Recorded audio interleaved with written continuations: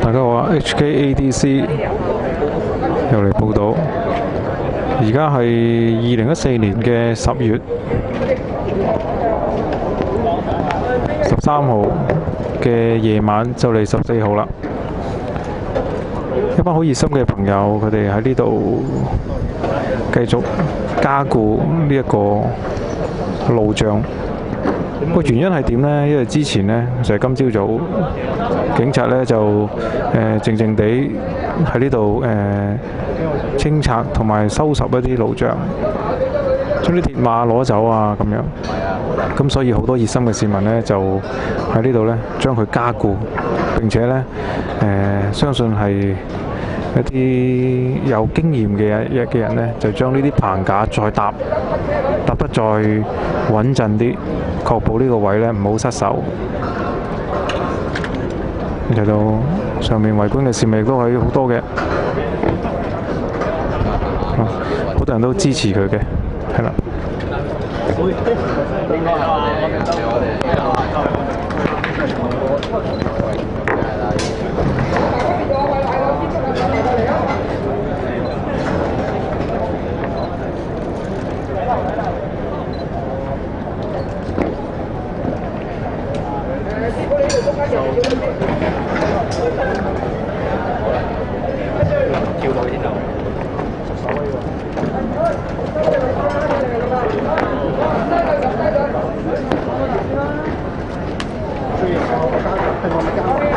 呢啲閉路電視梗係及到實啦，所以呢，喺度工作嘅人呢，都要保護自己，都要戴口罩，遮一遮嘅都要。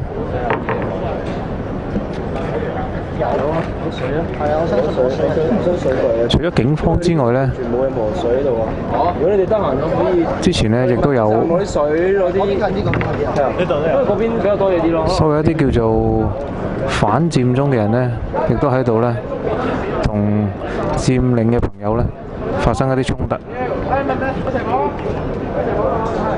所以呢，個加固工作呢，除咗係防範警方之外，亦都係防範反對佔中嘅人嘅。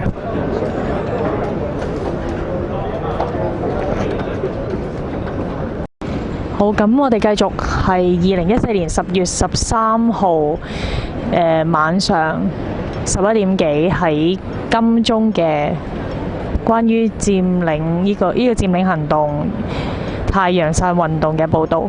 咁其實依家個機 pan 緊望緊嗰邊就係啦下角度啦，一個比較叫做呢個佔領運動比較外圍少少嘅防線。咁其實頭先我哋都喺嗰個位置好近咁樣去到望嘅時候，見到有一班嘅搭棚工人啦，咁佢哋都係幫手喺度搭緊一個好穩固嘅竹棚。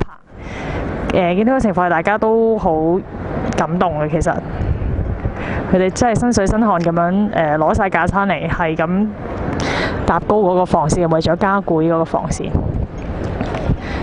咁依家望緊呢邊就係添華道，添華道呢邊見到都有幾位警員啦，就喺度守緊佢哋嘅防線啦嚇。咁我哋後邊當然就見到特首辦啦。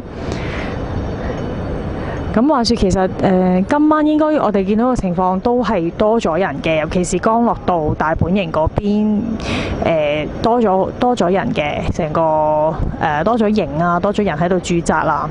咁不過我哋而家身處呢個就應該係屬於比較一個外圍啲嘅地方啦。咁其實情況都係相對平靜。頭先問過一啲在場嘅朋友，就想話啊，都推算下啦，嚟緊凌晨會唔會又有啲咩特別嘢發生呢？咁其實大家都好唔確實啦，依家即係好似覺得都估唔到噶啦。不過所以大家都會好多朋友都會今日繼續喺度守住咯。係因為都好擔心之後會有一啲嘅問題出現嘅，咁大致嘅情況就係咁啦。咁依家現在就其實冇乜特別嘅，大家都係比較輕鬆平靜少少。